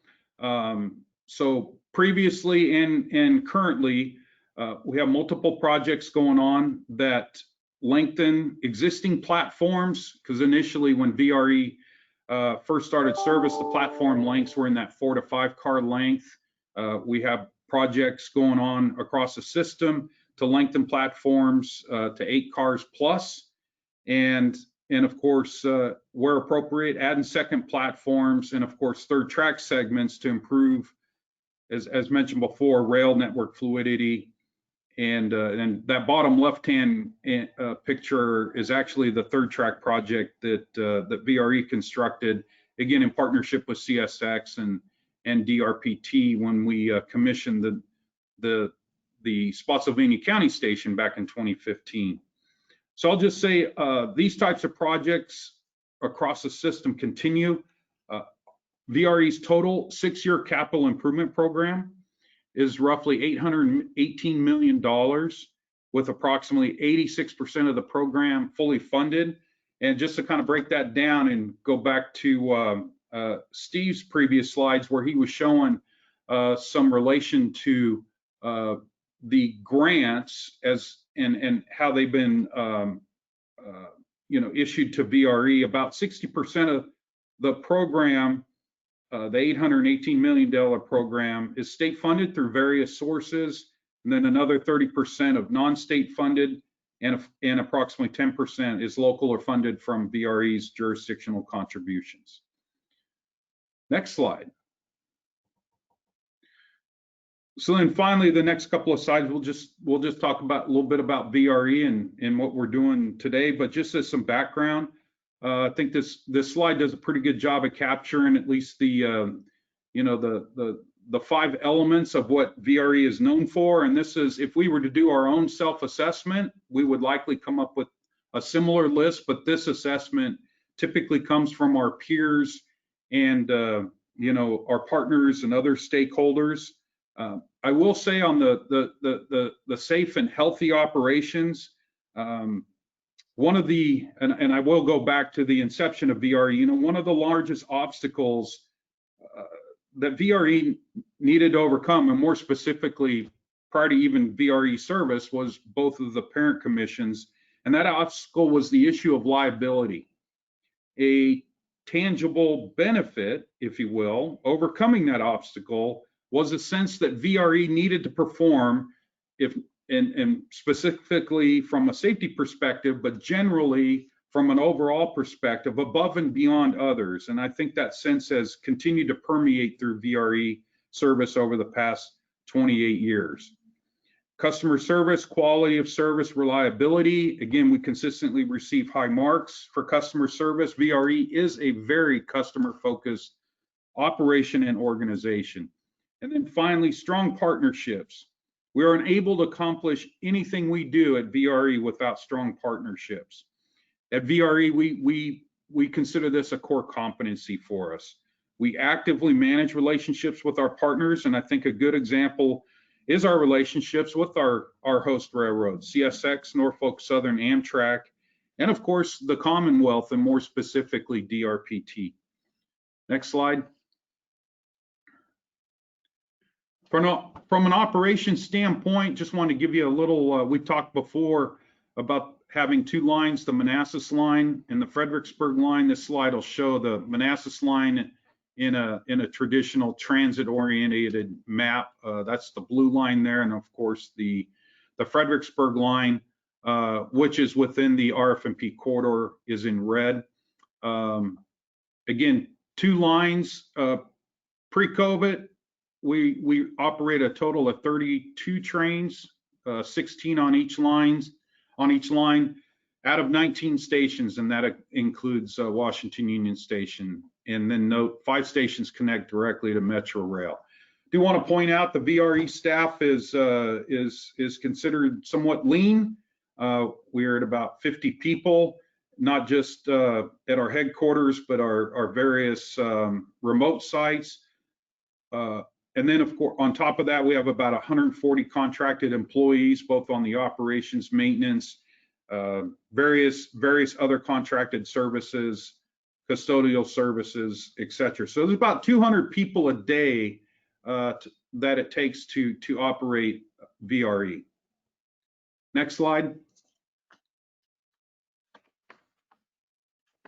Mentioned at the beginning equipment, and I assume I'll get a positive nod from Sharon Bulova. My, how times have changed from day one of VRE in terms of equipment. Throughout VRE's history, I think when I first got here in 2009, we had essentially, I think, 5 different models of locomotives and maybe that many models of cars. And over the years, through the great leadership of both commissions and the VRE operations board, we have finally reached what would be deemed in an operation like this as some level of nirvana, having a standardized fleet. So we currently have 20 MP36 locomotives and exactly 100 Gallery 4 cars. Understanding that the manufacturer of those Gallery 4 cars does not manufacture those cars anymore, so somewhat short-lived, but having a nice standardized fleet is proven to be very efficient, very effective for us, and we'll proceed on whatever the market has for us. Next slide. So I did want to talk just a little bit about COVID, and of course, not unlike any other passenger and commuter rail operations across the country, VRE has been hit hard by COVID. Since March of 2020, VRE has been operating at a reduced service level. In that previous slide, I showed you about 32 total trains. We're at about 18 total trains right now. But again, that's a direct result of a dramatic, almost 90% decrease in ridership pre-COVID. But throughout this unprecedented time, VRE has maintained a continuity of operations throughout the crisis. This includes continuing to execute capital improvement projects. For example, today, December 14th, I'm glancing out the window, weather permitting, but we do start construction of a $52 million life cycle overhaul and upgrade facility at our Crossroads Maintenance and Storage Facility in Spotsylvania County. So that's been a long time in the works. And today was the day, I say start construction, but that's actually the day to start mobilization.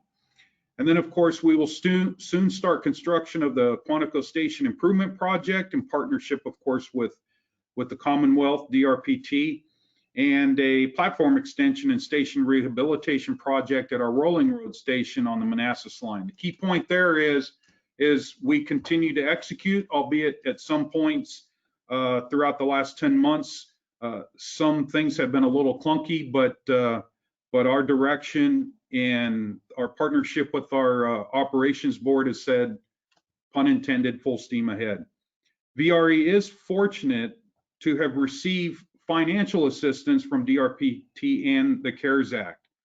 Currently, the CARES Act funding will effectively help backstop the loss of fair revenues at VRE and an increase in expenses related to COVID well into and likely beyond our FY 2022 fiscal year.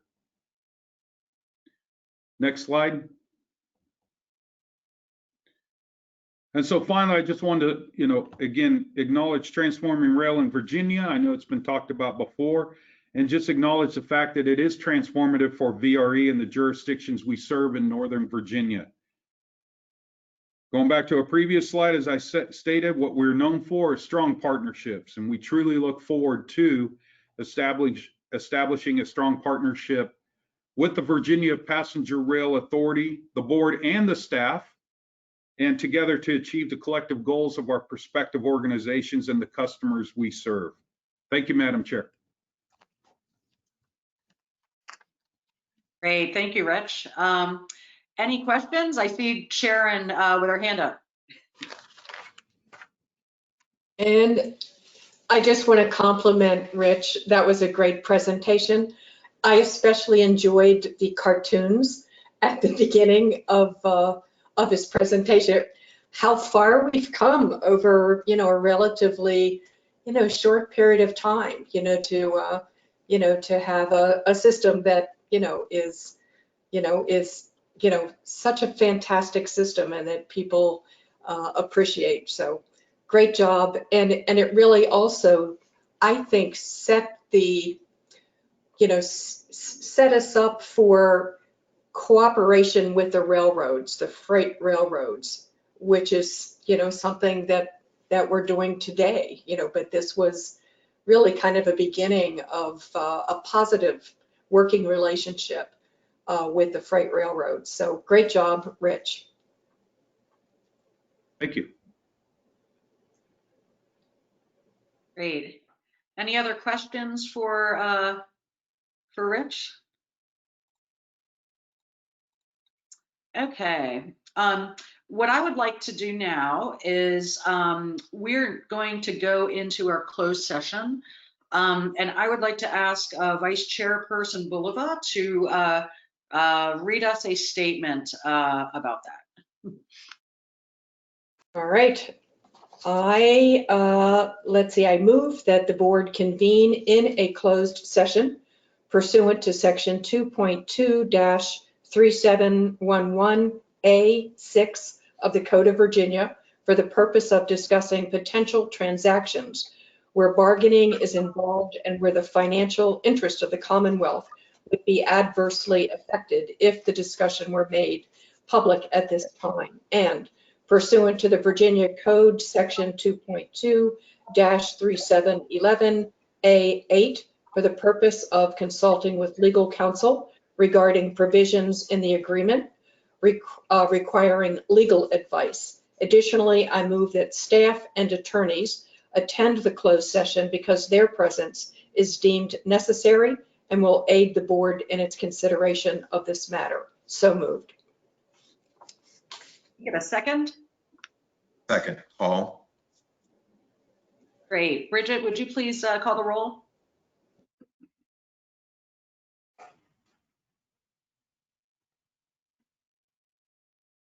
Bridget, are you still there? Did we lose you?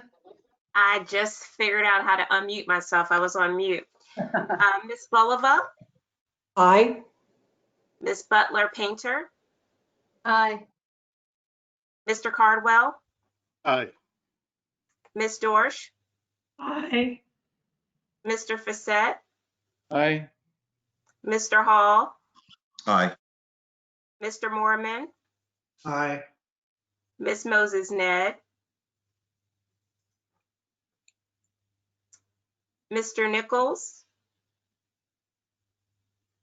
Mr. Sadid, Aye. Mr. Spoor, and Ms. Zimmerman. Aye. And Moses Net is aye. Sorry about that. Thank you. Great, thank you. What I'd like to do at this time, if you all check your email, you have received a new link for a WebEx meeting from Bridget Davis. And so what I'd like everybody to do at this time is to log off this call and join the new WebEx meeting. Why don't we take a break first though, and give everyone about 15 minutes or so to step away from their computers and rub your eyes for a second. And we'll plan to reconvene in closed session, let's say at about 5 minutes after 12. For those of you that are logging in, please do I've been reminded by our technical expert to use your computer audio as well. For members of the public or others that are listening in right now, we are going to plan to reconvene in public session at 1:30. So with that, we'll go ahead and log off and see you all in a few minutes.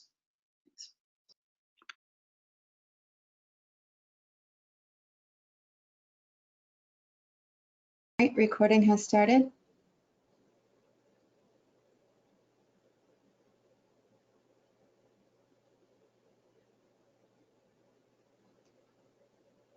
All right, it looks like we have just about everybody back and as a panelist. So first of all, I would like to read the following statement and then we will call the roll for a vote. We are now going to take a roll call vote, and I ask that each member indicate their agreement with the following. To the best of my knowledge, during the closed meeting, the only matters heard, discussed, or considered were those matters lawfully exempted from the open meeting requirements under the Virginia Freedom of Information Act, and only those public business matters as were identified in the motion by which the closed meeting was convened. Do we have a second for that? Second, Sharon Bulova. Second. Okay. Great. Bridget, will you call the roll? Okay. Ms. Bulova, Aye.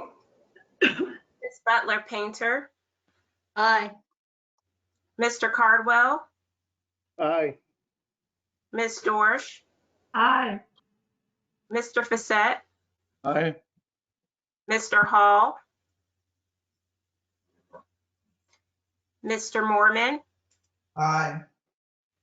Ms. Moses Ned, Aye. Mr. Nichols,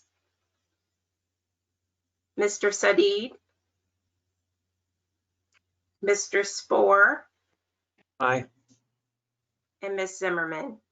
Aye. Okay, that concludes the roll call. Great. Thank you very much, Bridget.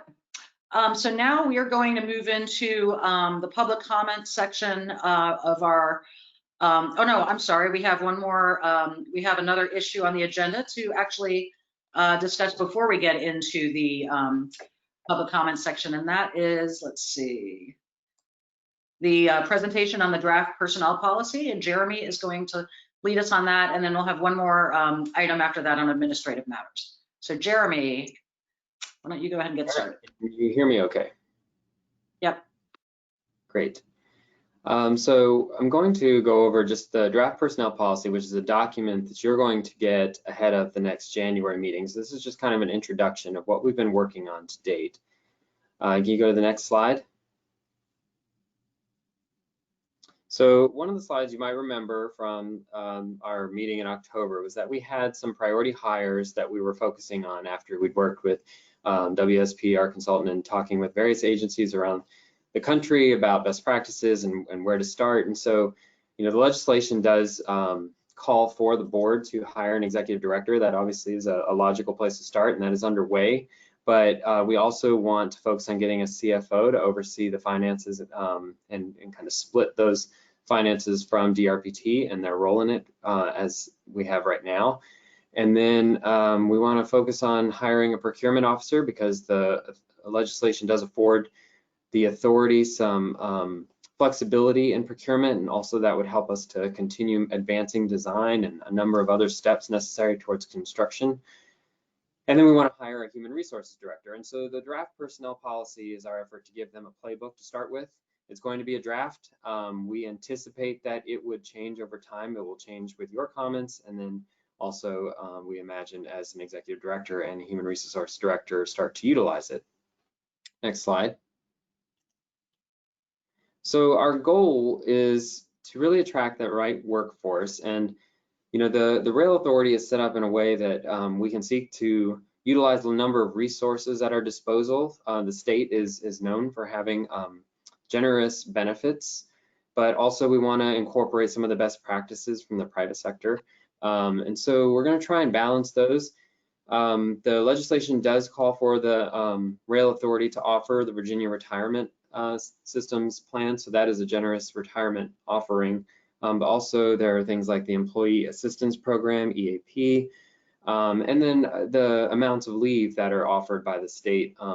Don't start people off with like a week or 2 weeks. You get a generous amount of leave we think that is a feather in our cap for work-life balance and attracting the right workforce. But then there are a lot of other developed policies with the state agencies that allow us to incorporate things like a code of conduct and make sure there's that accountability and performance reviews. These are public employees, so we have conflict of interest training that we do every year as part of DRPT. Those types of things would be in the interest of the authority as well. And then there are programs for continuing education. There's generally good protections for employment with the state, and that's something that we want to review and utilize to the extent that we want to mimic some of those policies. And then the state also has equal employment opportunities that we want to ensure are incorporated in the authority's hiring practices. So all to give some flexibility as well. We've thought about taking the leave, and the structure of leave with the state is currently broken into many different buckets, but we were thinking of putting this into one bucket. So we have a PTO system. And we had one question earlier about telework, and of course, COVID has completely changed how we operate with telework. We imagine there's going to be some flexibility in the telework area as well as alternative schedules going forward. So next slide. So the employee manual that we're going to send to you, again, a draft, we started with some reference documents. We looked at the Virginia Port Authority documents. They were kind enough to share those with us. We also had the Department of Human Resources that DRPT utilizes. We also looked at other agencies like Virginia 529. And so we took the best of those, the ones that we felt were the most progressive, and we've started tweaking some of them. And so we had a group of folks. We had DRPT staff, but we also included our representative Lisa Wright from the Office of the Attorney General. We had HR participation from VDOT, as well as several folks from the Department of Human Resources to help guide us, since they are subject area experts. And so we do have a draft that we're pulling together, and as soon as we get that formalized, and it's an extensive document, so we want to make sure that our executive team has had time to see the whole thing and questions where we want them to give us some direction. We have those solidified. It should be very soon. We'll send it out. So next slide. The major components you're going to see in the document, this is largely the table of contents. So we have the employment, the compensation, benefits, employee relations, safety, and other areas. And so this really is where you can, into all the areas that we have covered so far. We've drafted language for each of these topics and expect they'll continue to change, grow as HR director is hired. And we also expect that you will have comments on these segments of the document as well. So it's just a very high level overview of where we are and what is coming your way. Great, thank you, Jeremy. Sure. And any questions from members of the board? Okay, as Jeremy mentioned, we are going to have this out to you soon, and we'll be able to discuss it in some more detail and hopefully get it approved in January. So great, thank you. So now Steve Pittard has some administrative items to go over with you all as part of our next agenda item. Thanks, Chairman Mitchell. Yeah, I just wanted to take a real quick moment of your time and just give y'all a real quick briefing on a few other items that have been underway And then in the coming months, maybe weeks, really, we'll need to involve some members of the board. In particular, I know we're working on an audit and budget committee, and there's a few items there that we do need to hopefully get, we've been working on, and hopefully get some more movement on in the coming weeks. And those items, I'll start with the smallest item and work my way up. You know, with regard to payroll services, we've done some work procuring payroll services to basically outsource that process. I think that's the most efficient way to go. And in our due diligence, we determined we're talking maybe $2,000 to $3,000 a year of cost. So we've moved ahead with soliciting proposals to do payroll services. So as hirings occur in the next several months, we'll be prepared is the goal there. So I just wanted to mention that.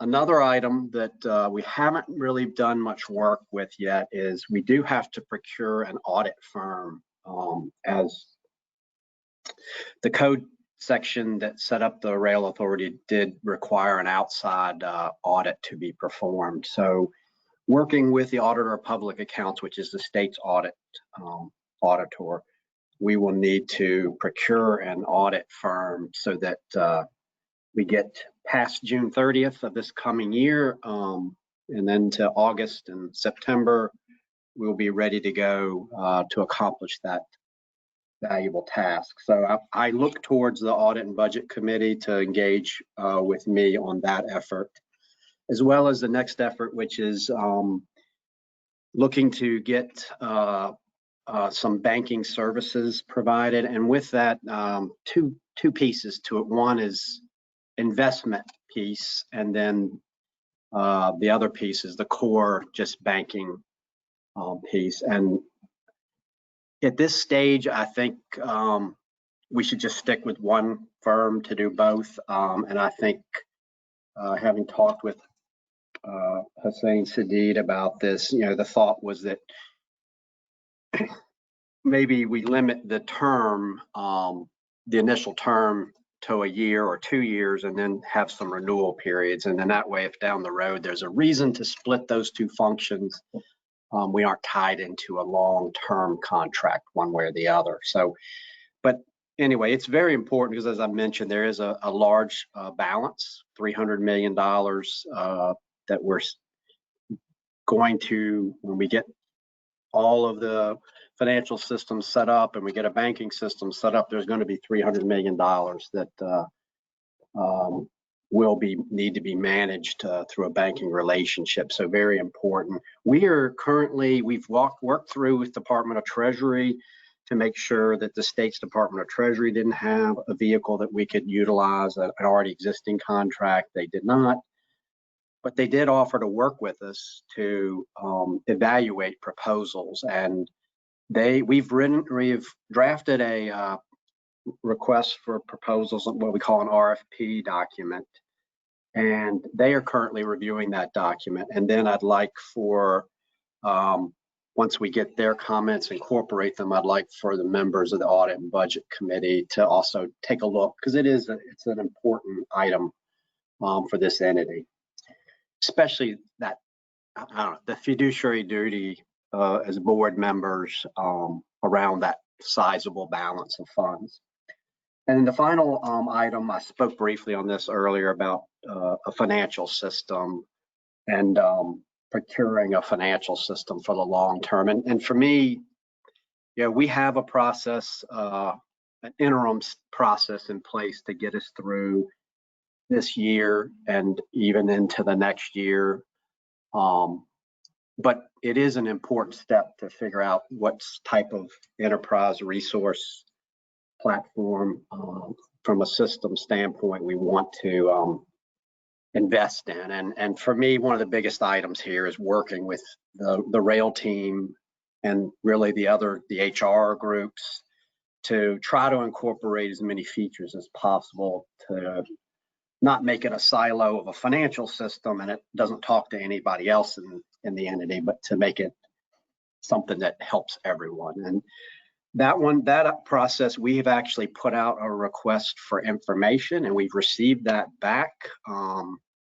I think we maybe had about 15 proposers that sent information back, and that's not an actual, it's really just asking them, it's telling them what we're doing and then asking them to provide us information back. So it's not actually a procurement step yet. And so what we plan to do is take that information, vet it, and then start working towards developing a request for proposals that maybe by February, March, we could put on the street. So anyway, I appreciate y'all taking the time to hear that through, and whichever board members are on the audit and budget committee, there'll be a little bit of work awaiting.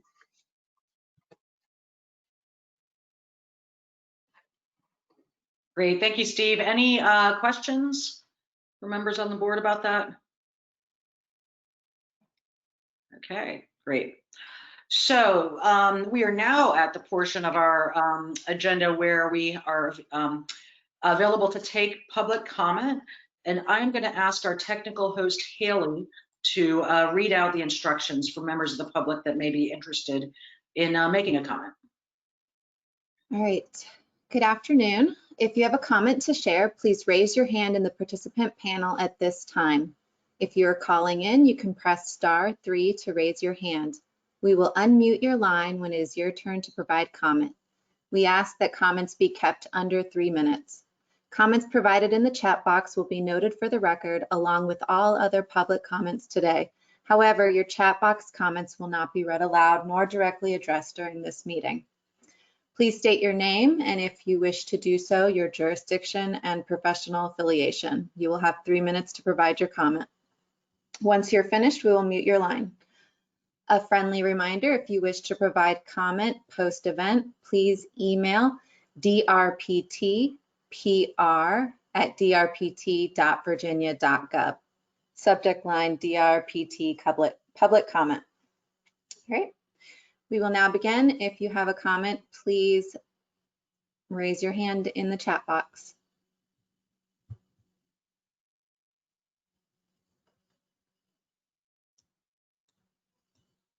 All right, seeing none.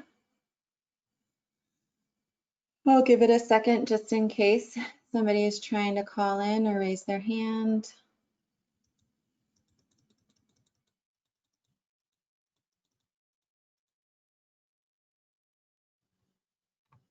All right, we do not have any public comments. Great. Well, thank you, Haley, for facilitating that. Okay, so with that, I'm going to adjourn the workshop portion of our meeting and now open up the action portion of our meeting. We have one action item on our agenda, which is to appoint committee chairs and members. And first of all, I would like to thank all of you that have volunteered to participate in these committees. And I know I've had the opportunity to speak with all of you about it. And Jeremy has a resolution to put forth. The one thing I do want to note regarding the executive director search, we've put together a committee here, but I think just about everybody had indicated an interest in participating with this. So I know I've spoken with Wick about it, and we're going to find ways to be able to still get input from other board members as we go through the process on the executive director search. But Jeremy, would you like to go ahead and present the resolution we have? Sure. Can you hear me? All right. So Madam Chair and members of the board, just one item for consideration this meeting, and that is a resolution for these committee assignments. Includes the Finance and Audit Committee with Mr. Hossein Sadid as the chair, and the Executive Director Search Committee with Mr. Wick Mormon as the chair, and the Governance Committee with Ms. Cynthia Moses-Ned as the chair. This is for approval. Can I note one thing? And actually, I think this was a difference in the between the presentation here and the resolution that's in there. I have spoken with Ms. Moses Ned about serving on the governance committee, but not chairing it. And so, but I think the resolution should be correct and show you as a member of the committee. I should also note as well that Lisa Wright, who is our staff attorney from the AG's office, will also be participating in that committee as a staff advisor. So with that, would anyone like to make a motion to approve the slate of committee members and chairs that we've presented in the resolution? I'm happy to move approval. Sharon Bulova. And this is Jay Facette. I'll second it. And my name is misspelled. That's the only correction. My apologies, Jay.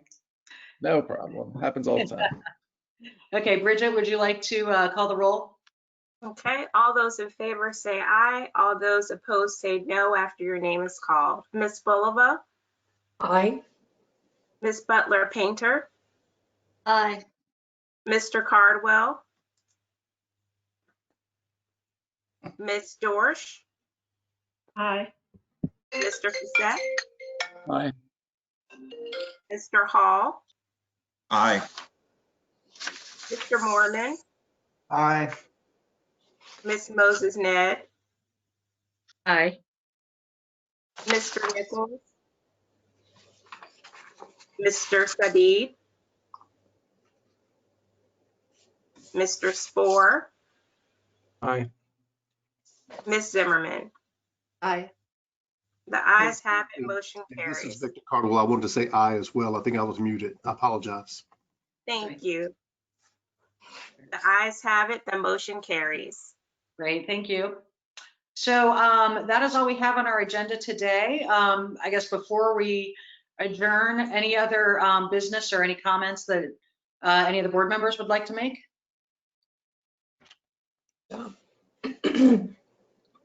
All right, well, we will be back in touch soon. Thank you again for participating today. And if we don't talk to you before the holidays, I hope everybody has a very happy and safe holiday season. So. Same here. Happy holidays. Stay well, Same here. everybody. Same here. Great meeting. Thank you. Happy holidays. Thank you. Happy holidays. Happy holidays. Happy holidays, everyone.